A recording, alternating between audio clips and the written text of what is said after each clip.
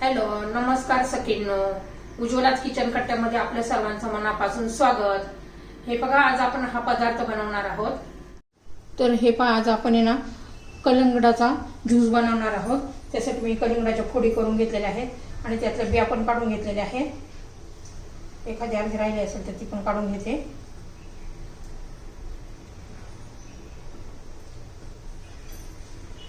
हे आपल्याला शरीराला थंडावा देणारं कलिंगड असतं. त्यासाठी उन्हाळ्यात हे प्यायचं असतं. तर त्यासाठी बघा, मी एक कलिंगडाच्या फोडी करून घेतलेल्या आहेत, एक वाटीभर.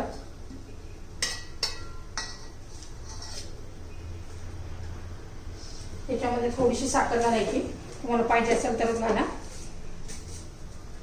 थोडीशी एक चमचाभरच मी साखर घातलेली आहे. तर थोडासा लिंबू रस पिळायचा आहे, त्याने छान अशी टेस्ट येते. थोडंसं चिमूटभर मीठ घालायचे. आता हे मी मिक्सर मध्ये फिरून घेते.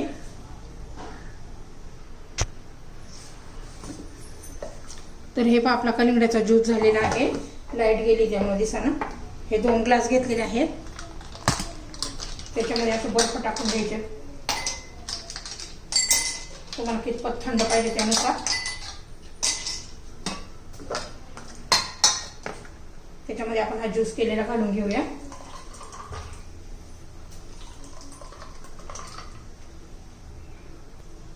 हे आपले 2 ग्लास भरून झालेले आहे. मस्त हा कलिंगडाचा ज्यूस तयार झालेला आहे. त्याच्यामध्ये आपण हे सब्जा बी घालून घ्यायचे. मी 1.5 चमचा घातलेला आहे.